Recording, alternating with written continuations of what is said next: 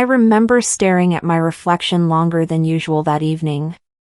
Not out of vanity, God knows that ship had sailed, but because I needed to believe I still had presence. The dress was deep navy, with soft lace sleeves. I hadn't worn it in years, but it still fit, even if I didn't. My daughter's glance lingered too long. My sister-in-law muttered, "You're brave for wearing that." Brave. That word tasted like pity dressed as a compliment. He didn't even look at me when I walked down the stairs. "We're going to be late," was all he said. The car ride was quiet, his fingers drumming against the steering wheel. Not a word about the evening, not a comment on my dress. Just silence. It settled between us like a wall built over years of avoidance and half-conversations. Still, I held on to the thought, maybe tonight I'd feel seen again. Maybe after everything I'd given, raising our daughter, managing every birthday, funeral, move, he'd acknowledge me. Just a glance. Just one kind word. I wasn't hoping for a miracle. Just a nod that I mattered. The country club sparkled with pretense. Champagne in tall glasses, a jazz quartet murmuring in the corner, and smiles so tight you could snap a tooth. We were ushered to a round table near the front. His boss was already there with his wife, polished and perfumed, her laugh like polished glass. When he stood to give his speech, the room leaned in. He always knew how to hold attention, how to make the right joke at the right time. He talked about the journey, his mentors, the long nights, the team he built. People nodded, clapped, laughed. But not once did he mention me. Not a thank you. Not even a sideways glance. I took a sip of champagne, forcing a smile. The fizz did little to dull the sting. I could feel eyes on me, some curious, some sympathetic, most indifferent. I gripped my glass tighter. Then he raised his. And last but not least, he said, to my wife, my old, tired wife who stuck around. Laughter. The kind that's polite at first. Then a few chuckles, then the awkward glance sharing. A few gasped but laughed anyway because that's what people do when they don't know how to react. He grinned like he told the best joke of the night. I didn't laugh. I didn't even blink. My heart didn't race, it dropped. Deep and heavy like it hit concrete. For a second, I wasn't in that room. I was in every moment I stayed silent when I should have spoken up. I saw every night he walked past me like furniture, every look that made me feel less. The glass was cold in my hand. My fingers trembled slightly, but I kept it steady. I stood. Slowly, not abruptly. I didn't make a sound with the chair. The room hushed without me asking. His eyes flicked to me, confused. I raised my glass. I didn't speak. I smiled, faintly. Not the kind of smile you give when you're happy, but the kind you wear when you've decided something.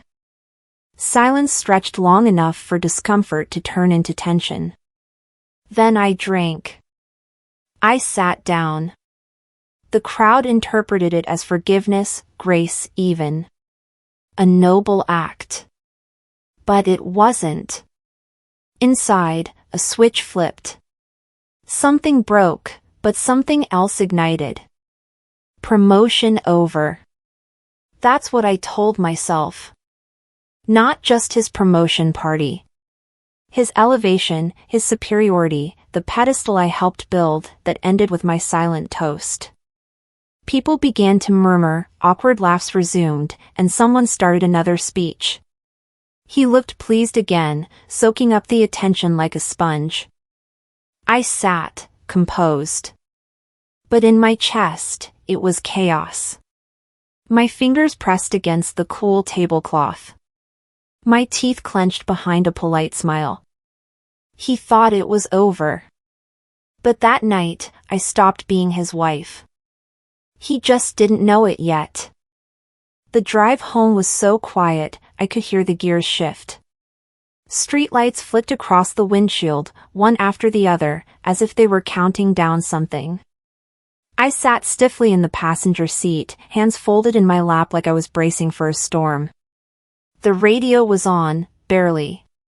Some jazz piece hummed through the speakers, nothing memorable. Cyrus kept both hands on the wheel, eyes forward, jaw set. Not a single word. When we pulled into the driveway, he turned off the engine and walked straight inside without looking back. I stayed seated for a moment longer than necessary. The engine ticked as it cooled. I could hear a laugh from upstairs, Liza. Probably FaceTiming a friend, still riding whatever high young people get after dressing up for something they didn't earn. Inside, the air was cooler than outside. Colder. Cyrus had already disappeared into the den. I heard the clink of ice against glass and the pop of a Scotch bottle. Same routine. Different day. I stood in the entryway, still clutching my purse like I'd just arrived at someone else's home. The lights were dim. Shadows softened the furniture, but nothing softened the silence. He didn't ask if I was okay.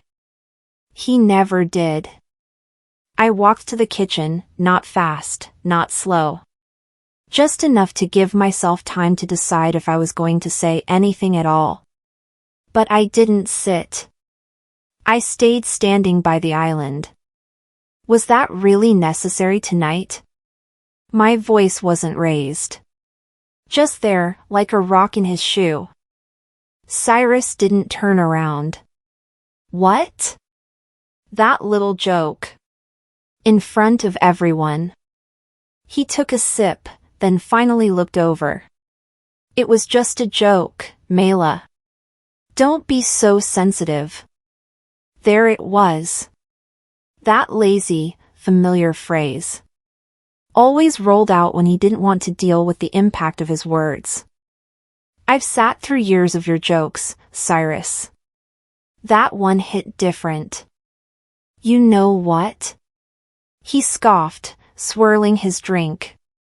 I provide everything for this family. Everything. The house, the cars, your lifestyle. And you're upset because I made a toast? No, I said, keeping my voice even, I'm upset because you meant it. You knew exactly what you were doing. He turned fully then, arms open like he couldn't believe I had the audacity. You used to laugh at my jokes. No, I corrected him. I used to pretend to. His eyes narrowed. Careful, Mela. Why? I took a step closer.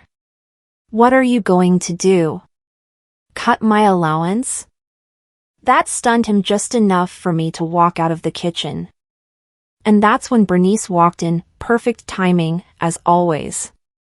She had a glass of wine already in hand and that fake surprised smile she wore like perfume. You two looked lively tonight, she said, dragging out the word just enough. I didn't answer. Cyrus poured himself another drink. Bernice kept going. The speech was entertaining. You always had a flair for humor, Cyrus. I do what I can, he said with a half smirk. And Mela, she added, tilting her head toward me, you were gracious. There was no mistaking the tone. She wasn't complimenting me. She was reminding me of my place. She'd always been good at that, playing the diplomat while twisting the knife just enough to draw blood. I'd seen her at family events, guiding the narrative, making sure everyone saw her as the perfect wife. Always supportive, always understanding. I just smiled. Said nothing. Let her finish her little performance.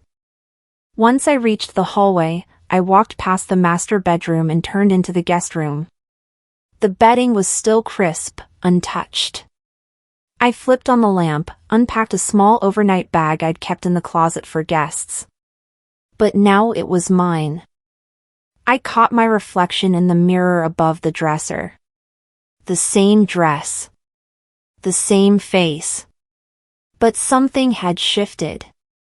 The lines around my eyes were deeper. But so was the look in them. Years ago, I turned down a job offer in Chicago. A good one. Would have been mine. But Cyrus didn't want to move, said the timing was bad. So I stayed.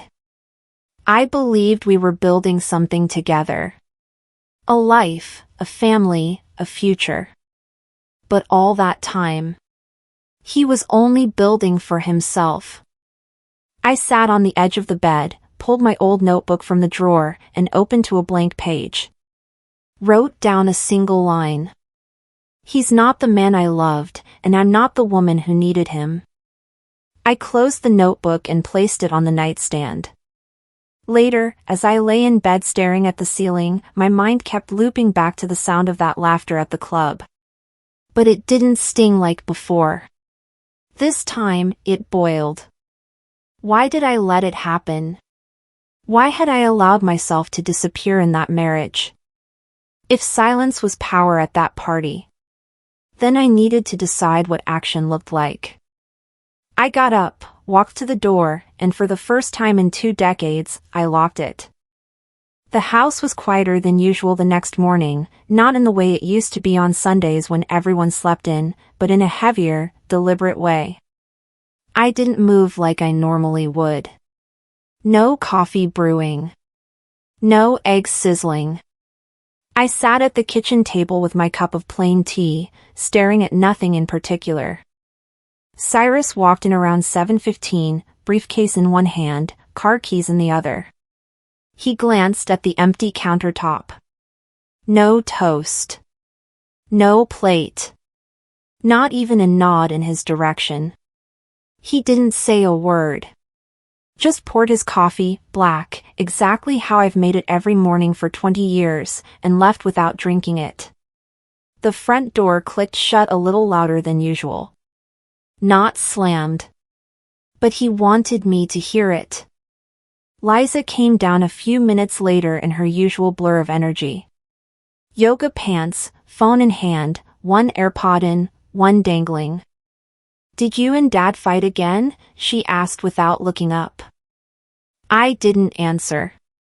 I handed her a banana and kissed her cheek. She didn't press. She never did. As the door closed behind her, I stood in the silence. It felt different now.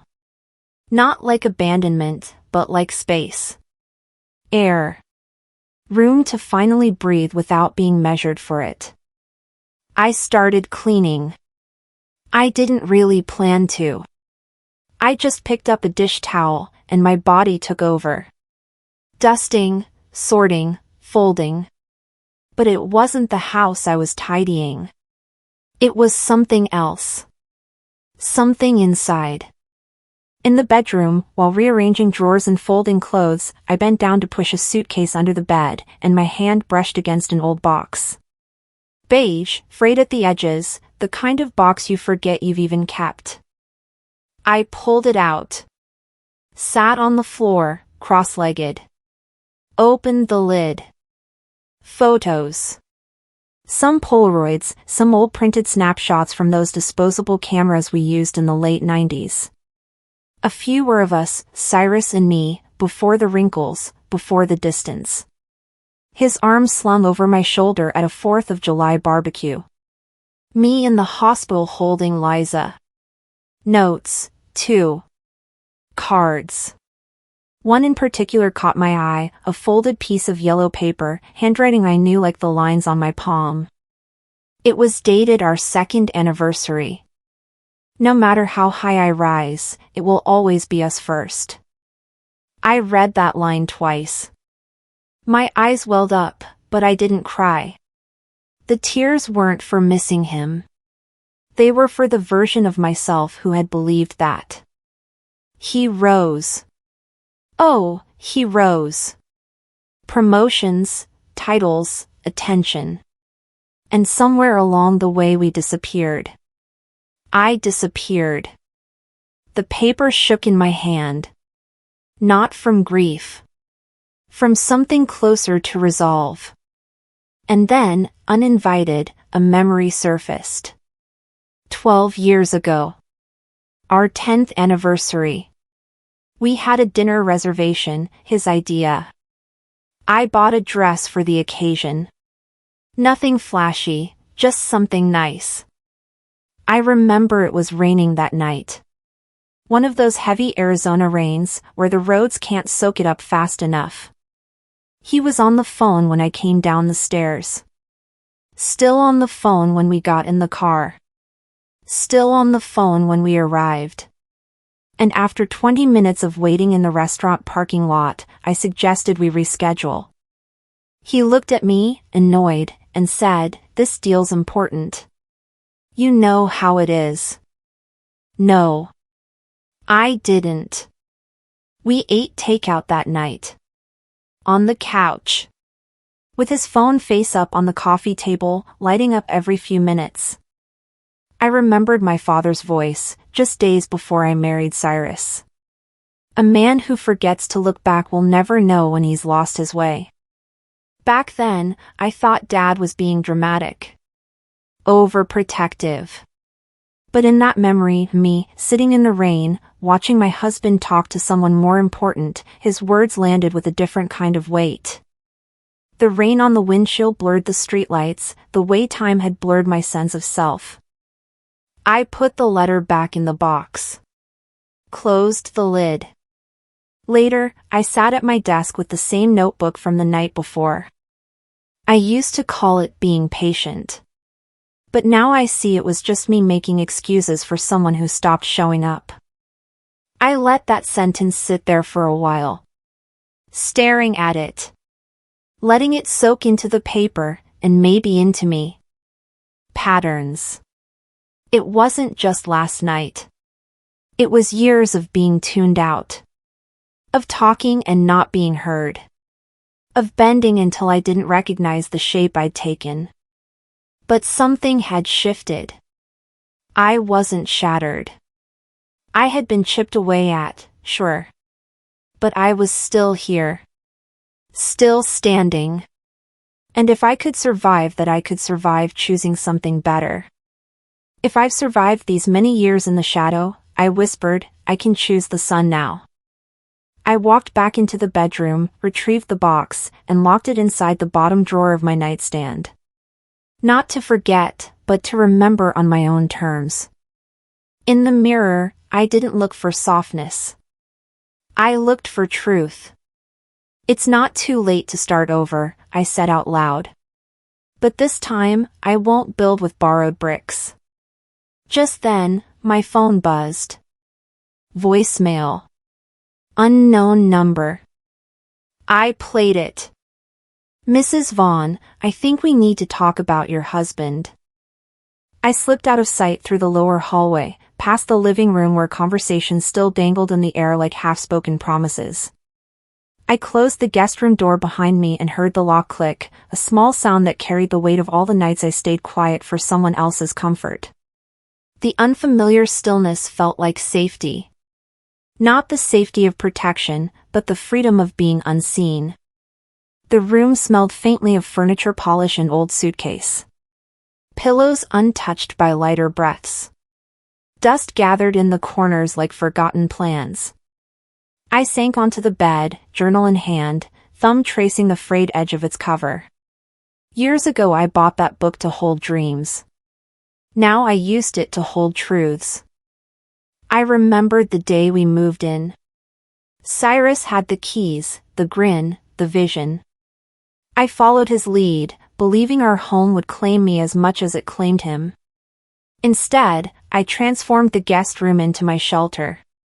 My place of exile. Outside, the garden thrived, flowers he praised, design he took credit for. But inside, I withered behind the locked door. I stood, walked to the window. The backyard glowed with morning light. I stepped outside, sandals pressing into dewy grass. The plaque caught my eye, Bracken Vaughan 2008. My hands planted that rose bush, hushed it through summer months. My name wasn't on the plaque. I brushed the petals, felt thorns against the skin on my index finger. Pain that I allowed. A neighbor waved at Cyrus and Ellery, herself, a partnership clear in the image. I lifted my chin. The yard, once mine with memories, now felt foreign. I breathed out. When you stand in someone else's sunshine, your own shadow only deepens. Back inside, the kitchen light bore a late afternoon hush. I stirred soup quietly, routine action, once comforting, now mechanized. Cyrus walked in, leaned against the counter. Soup again? His tone said, same old you. He mentioned the lunch with Ellery, chuckled about team bonding. I lifted the ladle, held it steady, put the soup away. You said you loved my cooking. What changed? He crossed his arms. Nothing changed you, except you believed your own myth. I set the pot down. I'm done making someone else's story. He licked his lips. Do you still want all this? I placed the plaque and the guest room key on the dining table. No speech. No drama. Just firm. The object sat between us quietly, witnesses. His silence didn't terrify me anymore, it simply registered. Silence isn't weakness. It's a strategy, one I mastered when no one listened. The doorbell rang. The crisp ding-dong echoed through the hallway. I didn't flinch. I looked up. I did not invite anyone. The morning started without obligation. I got up, made coffee for one, and tied my sneakers like I'd done every morning before life took on weight I didn't sign up for. I didn't make breakfast. Didn't ask where he was going. Just stepped outside and walked the block slowly, like I needed to remember how silence could feel like freedom and not punishment. Cyrus came downstairs as I was tying my hair back by the door. He barely looked at me. Just said, going to Ellery's for lunch, and grabbed his keys. I didn't reply. I wasn't playing his game anymore. I stood still until I heard the engine fade. I went back inside and wrote in my journal, I warned him in quiet. If he waits for me to scream, he won't like the sound. That evening, Bernice called. Said she was hosting dinner. Family needs to cool off, she said like it was a weather report, not a pattern. I agreed, not for peace, but because a dinner table forces people to look each other in the eye. I showed up early with a pie. Not because they deserved it, but because I needed them to see, I could still show up whole even when they tried to hollow me out. The house smelled like sage and lemon. Bernice greeted me with a smile stretched too tight. Cyrus showed up right behind me, Ellery at his side like a side dish no one asked for. Liza was there, too, quiet as usual. A few other relatives lingered, already seated with half-filled wine glasses. Small talk floated around like bad perfume. Bernice tilted her head toward me. You've been a little reserved lately. Cyrus leaned back, smirked. She's training to be invisible. Ellery laughed. Too loud. Too proud. I placed my fork down, slowly. My fingers were steady, which surprised even me. I may have been silent for years, I said, but don't mistake that for absence. They froze. I talked, not loud, not dramatic. Just facts. How I quit school to raise Liza while Cyrus built a career. How I smiled through holidays alone when he claimed business trips. How I cheered for him in public even when he shut the door on me in private. Bernice fidgeted. Maybe this isn't the time. I didn't look away. You've had years of time. Then I turned to Cyrus. Mock me again in front of people, and the only thing left for them to see will be the truth. He clapped. Loud, slow. You rehearsed that? Cute. I didn't flinch. Just watched him raise his glass like it was the promotion party all over again. Like I hadn't just cut the room in half with truth they couldn't unhear. Ellery blinked. Maybe you're being a little dramatic, Mela. I smiled. Not because it was funny, but because they thought ignoring my pain would keep me quiet forever. They never planned to listen. They just wanted me to behave. I stood up. Thank you for dinner, Bernice. This'll be the last time I sit at a table where I'm served contempt. I left the pie on the table. Didn't touch it. Just walked out. My hand didn't shake. At home, I took off my earrings and washed my face. That's when my phone buzzed. An email lit up the screen. Subject line, Legal Counsel Follow-up, Spousal Assets. The card was on the counter, nestled right beside my coffee mug. Elegant script in Cyrus's handwriting, church charity auction, Friday at 7. Let's go together. Show unity. Show unity.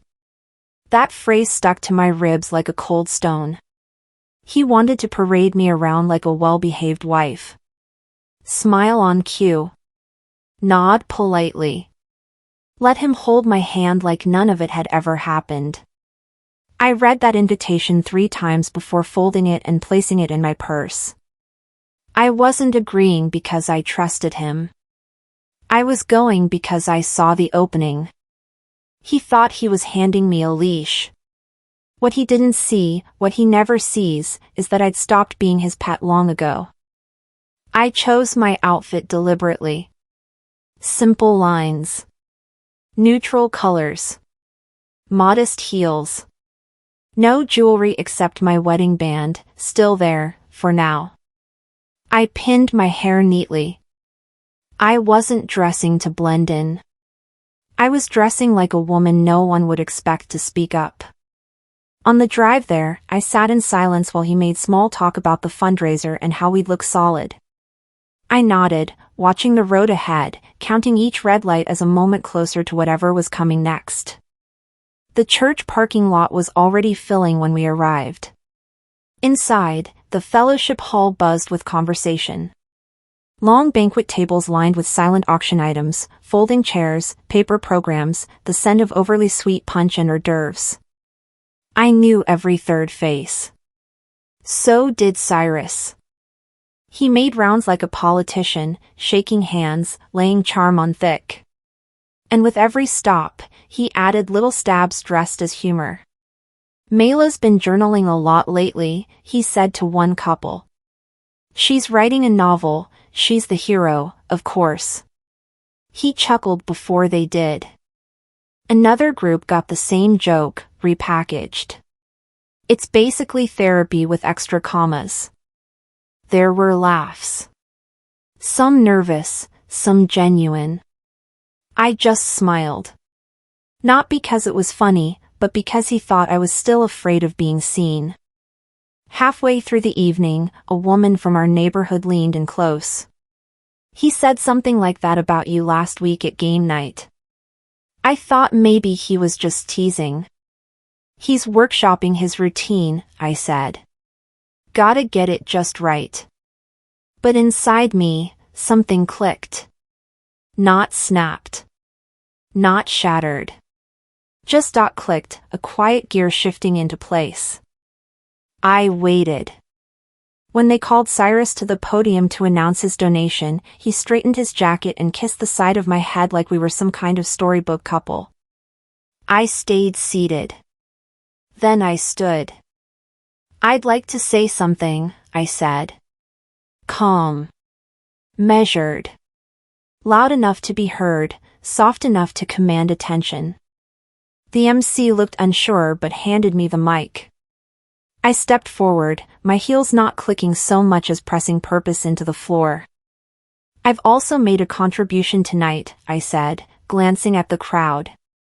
From my personal account. It's going toward the church's Women's Transition Fund. There was a beat. I let it stretch. Because sometimes, I said, looking directly at Cyrus, transitions come after long silences. Murmurs flickered across the room. No one laughed. A few people turned to each other. I saw two women, both older, nod slowly, as if they understood without needing more. I handed the mic back, walked off stage, and returned to my seat. Cyrus remained standing, his smile frozen, his jaw working behind it. He stumbled through his speech, said something about generosity, then ended quickly. After the auction, we didn't speak on the way out. The air outside had cooled. People were still lingering by their cars, exchanging hugs and leftovers. He waited until we reached the far end of the lot before he let loose. That was petty, he said, voice sharp but quiet. You made me look like a joke. No, I said, facing him square. You did that yourself. I just let the mic catch up. He stepped closer. You're playing with fire, Mela. Don't forget who you're dealing with. I didn't flinch. Then let it burn. I've already stopped putting out yours. His mouth opened like he had something else to throw at me, but nothing came out. I turned and walked to the car, keys already in hand. At home, the house felt still. I kicked off my shoes, poured a glass of water, then went to my desk. I opened my journal, flipped to a blank page, and wrote. When silence fights back, it does so without raising its voice. The ink bled slightly into the page, slow and final. I was reaching to close the journal when my phone lit up. A name I hadn't seen in over a year, Juniper. A young woman I mentored. Bright, too soft for her own good. The message read. I saw what you did today. I need to talk. I think he's doing it to someone else, too.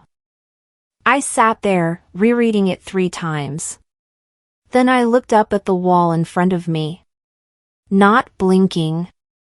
Not breathing for a moment. It was never just about me. I walked up to the tall glass doors of his office building just as the afternoon light began to soften. I told myself I was coming in only to review renovation updates, another meeting on the calendar he believed I needed to attend. That's the place I knew all too well, the place where I waited, listened, adjusted. This time I arrived on my own terms. The lobby was quiet. Security had already left. The elevator hummed. When the doors opened on his floor, I paused at the threshold of the hallway. There, near the end, a young woman I recognized from earlier family dinners sat in one of the visitor chairs.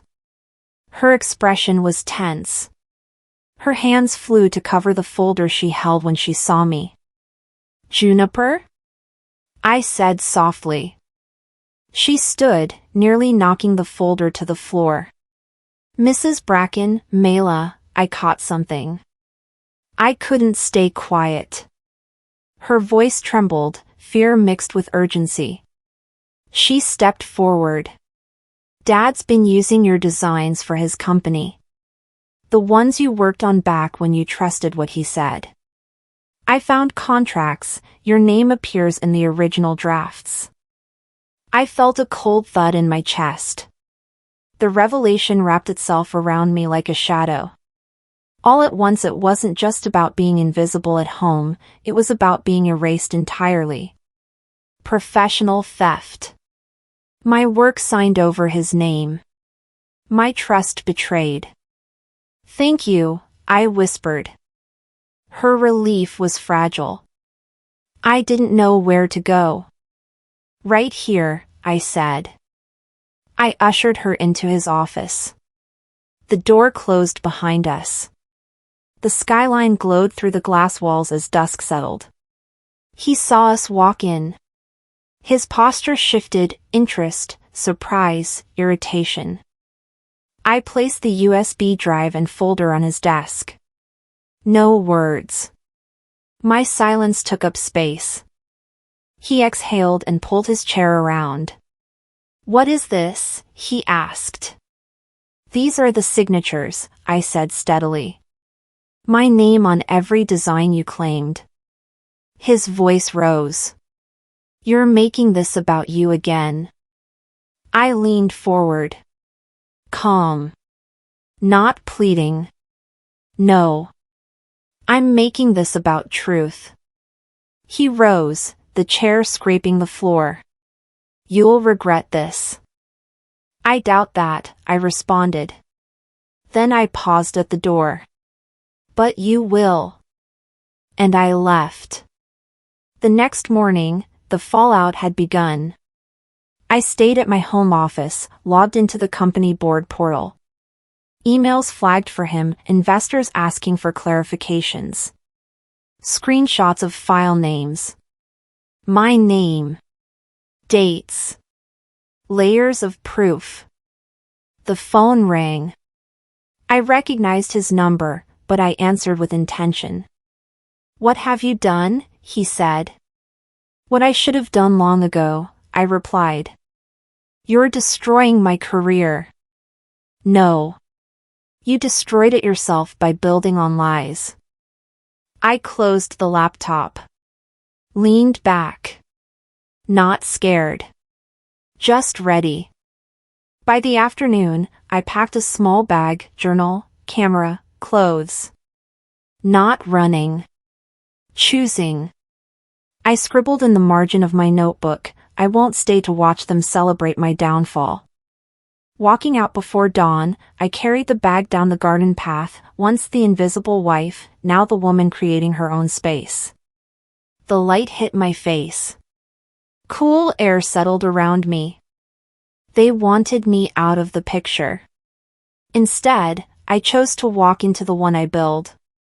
At sunrise, I parked at a quiet coffee shop. Ordered plain, black. Sat alone. The early traffic moved quietly outside. I sipped, watched, waited. My phone buzzed. Message from Juniper, "Meet me. I have something else." I looked at the screen. Then outside. Everyday life continuing. But I knew nothing was ordinary anymore. I wasn't stepping away from him. I was stepping towards something far larger. I walked into the corporate showcase event dressed deliberately understated. The label on my name tag read designer guest, as though I had no past with the firm, no stake in what was being revealed. I knew the room would be full of well-placed people, old acquaintances, board members, former colleagues who thought I was gone. The light was amber, soft, forgiving, but tonight it wouldn't hide anything. I moved slowly toward the back of the room, heart steady but alert. As the presentation began, I reminded myself of what had been taken, years of my work, my name erased, my voice muted. I'd come here as a shadow, I'd leave insisting on recognition. It felt strange to believe I deserved to stand uninvited and yet be exactly the person they should remember. The large screen behind the speaker flickered to life. Cyrus took the stage, his usual ease in place, telling the story of his vision, his team, his success. The renderings rolled out, sleek, modern, impressive. I recognized every line, every curve, parts of them were mine. Then came the shift. One projection, beneath the title, the name Mela Bracken, lead architect. The next, the same name. Whispers floated through the crowd, "Isn't that her work? She did that?" My heart pounded so loud I felt it in my throat. I watched Cyrus's expression change, a flicker of panic, a tightening in his jaw. For the first time, the applause didn't wrap around him. The recognition I thought I'd lost returned in full view. I didn't stand. I didn't clap. I just held the moment, letting their surprise settle like dust in the air. During the reception, I slipped away to the terrace. The night air smelled of desert cool and of waiting. I opened my phone and sent an email marked full project credits attached. The files included scans of contracts, drafts with my signature, original concepts later rebranded under his name. Back inside the hall, the screens updated. I watched from the doorway as board members leaned in, phones came out, notifications blinked. One executive turned to him and said, plainly, "We signed under Mela Bracken's name." Cyrus's face went slack. The crowd shifted, interest, confusion, judgment. My choice was quiet but irreversible. I has waited years for truth. Later, at home, the door slammed open. Cyrus stormed in. No jacket, tie loose, voice raw. "You destroyed my career overnight," he accused. I stood still, calm. "I didn't destroy anything. I just lifted the veil." He spat back, "You were supposed to stand by me." I answered, "I did, until you rewrote my story." He tried to diminish me, "You're ungrateful." I didn't flinch. "I'm just no longer invisible." The silence hung between us long after he left. Then I turned to the letter on my desk, a formal invitation from the board to lead the design division. I took a deep breath and typed, "I accept." I remembered my father's words, "If you build anything under another's name, it will never build your home." I looked out at the garden plaque that bore only his name and smiled quietly. The name on the plaque will matter now. This was not revenge, it was reclamation.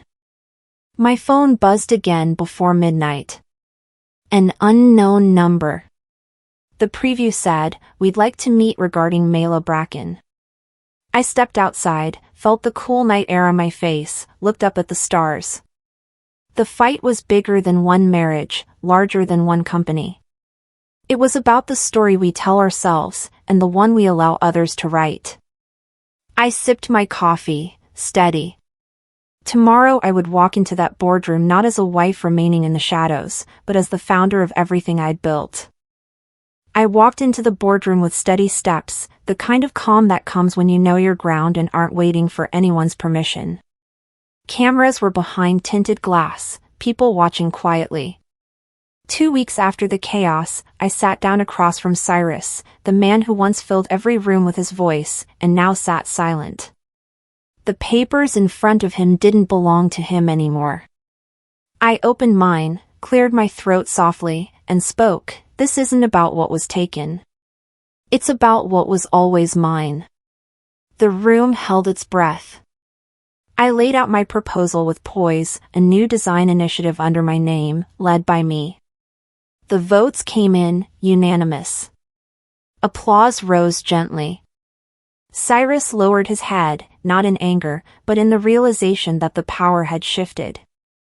I stood, gathered my file, nodded a thanks, and walked out. A colleague leaned in and whispered, "She didn't burn the bridge. She walked across it." I smiled. And I meant it. Later I reached my studio, a room that smelled of old drafts and memories. Dust lay thick on the shelving. I threw open the blinds and let fresh light stream in. I sat at the drafting table and sketched, not for clients, not for someone else's name, but for me. I hung one of my earliest architectural drawings on the wall beside a quote, "Success is not what you get. It's what you grow into." I traced the lines.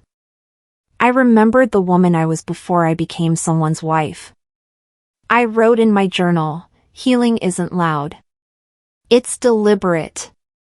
The light moved across the table, soft, steady, and I sat still enough to feel that steadiness inside me too. The next morning, Claire visited me with a box of old design books and a bag of pastries. She slid the box across the floor and smiled. "I still remember that night," she said, tone quiet. But it wasn't really about what happened then, it was everything before. I nodded. We sat on the floor among books I'd loved and hadn't touched in years.